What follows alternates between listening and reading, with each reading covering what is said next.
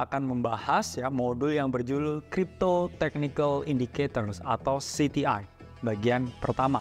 Jadi apa sih sebenarnya technical indicators itu? Jadi technical indicator itu merupakan suatu tools atau alat yang bisa teman-teman jadikan suatu alat untuk menganalisa pasar.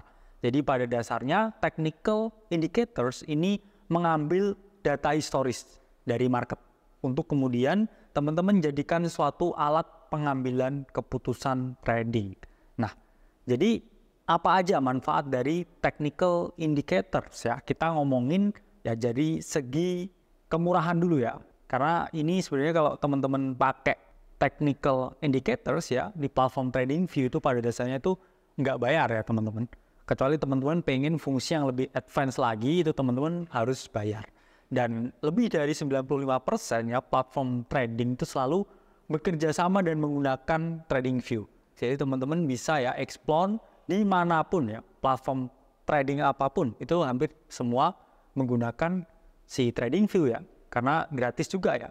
Sehingga di poin sini juga ada juga kemudahan aksesnya ya. Jadi teman-teman bisa tinggal klik www.tradingview.com karena semua yang kita gunakan technical indicatorsnya ini dari platform TradingView.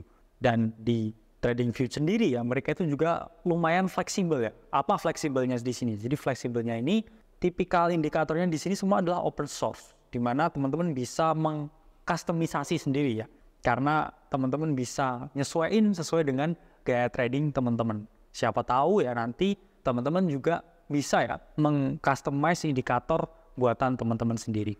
Jadi fungsinya atau manfaatnya technical indicators ini yang utama itu adalah mengkonfirmasi bias. Ini misalkan teman-teman punya bias long ya atau bias short ketika market akan turun, teman-teman pakai technical indicators ini untuk mengkonfirmasi bias yang teman-teman miliki. Jadi tahapannya gimana technical indicators ini? Jadi pada dasarnya technical indicator tuh sama ya teman-teman kayak research. Jadi teman-teman buat hipotesis dulu yang pertama.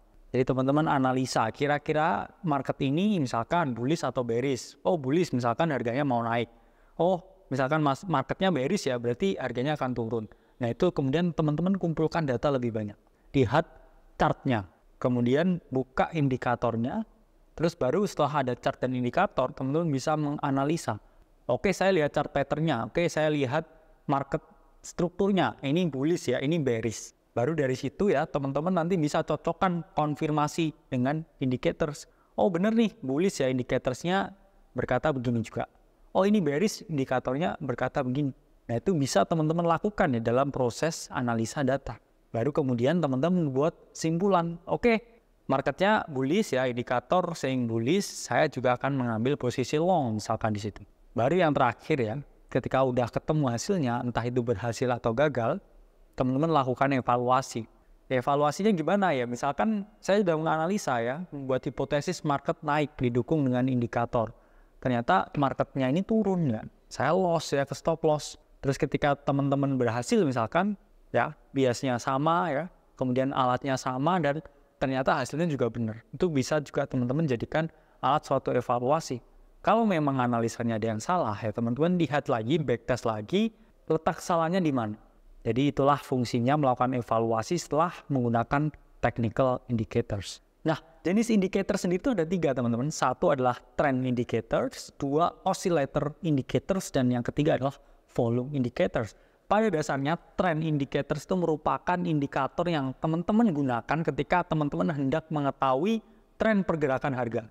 Apakah itu naik, turun, atau sideways. Kemudian osilator ini digunakan ketika teman-teman lihat momentum di market. Apakah market ini jenuh naik atau market ini jenuh turun. Ketika market ini jenuh turun ya ini dia ada di keadaan yang oversold. Sehingga ada kemungkinan ya market mengalami bounce. Tapi kalau market ini di keadaan yang overbought ya atau ada potensi koreksi ya ini berarti teman-teman bisa mungkin melakukan short sell di sini.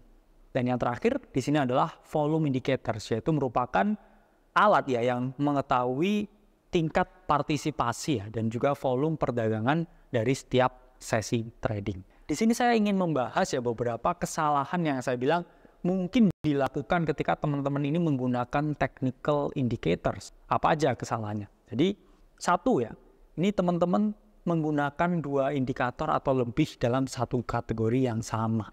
Jadi ketika teman-teman memilih misalkan trend indicators pakai A, itu ya udah pakai aja. Jangan ya saya lihat misalkan trend indicators saya pakai EMA ya, sama Bollinger Band misalkan. Nah itu bertentangan ya teman-teman ya, bersilangan. Kadang sulit juga ya nemu titiknya ketika semua indikator tuh sepakat iya gitu. Karena kadang satunya iya, satunya belum. Satunya bullish, satunya bearish. Saya banyak ya menemukan kesalahan teman-teman ini ya pakai moving average ya ditambah super trend ya ditambah Bollinger Band. Itu adalah suatu hal yang kurang tepat. Karena pasti teman-teman bingung ya. Terus kedua ya teman-teman menggunakan terlalu banyak indikator dan kompleks juga. Nah ini menyambung juga ya. Karena saya tahu banyak meme di sini ya teman-teman. Ini yang pernah menganalisa TA ya, tapi semuanya di trading view-nya tuh full ya, gambar-gambaran indikator-indikator. Itu kurang efektif juga ya teman-teman. Karena simplicity is key ya. Kesederhanaan itu adalah kunci. Ketika teman-teman udah bisa baca price action dengan bagus, punya strategi trading yang sudah menguasai apa yang kita sampaikan, ini teman-teman sebenarnya nggak perlu terlalu banyak ya punya insight. Karena itu juga akan menjadi hal yang backfire ke teman-teman. Terus yang ketiga, tidak melakukan backtest. Jadi apa yang kami sampaikan di Akademi Kripto udah kita backtest ya. Ya misalkan pakai stokastik ya 533 ya, 13 and 21 EMA itu hal yang sudah kita riset dan kita gunakan memang selama bertahun-tahun dengan tingkat akurasi yang bisa teman-teman lihat sendiri. Dan yang terakhir ya, berpikir bahwa indikator itu adalah dewa dan segalanya. Ini kadang ya, teman-teman mikir ya kalau udah pakai indikatornya teman-teman udah jago, apalagi ketika indikatornya ini beli. Karena ada banyak indikator ini yang tipenya ini bisa ya teman-teman beli 5 juta sebulan ya, 15 juta ya sebulan. Ada ya. Terus teman-teman berpikir saya udah beli mahal nih, ini pasti benar. Terus teman-teman all in rata kanan, aset terlikuidasi. Sehingga ketika teman-teman punya indikator, teman-teman tetap harus ya menerapkan risk dan money management yang cukup tepat. Nah, apakah teman-teman sudah siap ya trading menggunakan indikator? Mari kita bahas beberapa indikator yang cukup eksotik ya di sini. Kalau yang basic, teman-teman lihat di modul yang keempat. Oke, saya Alfa Esting dari Akademi Kripto. Sampai berjumpa di video selanjutnya.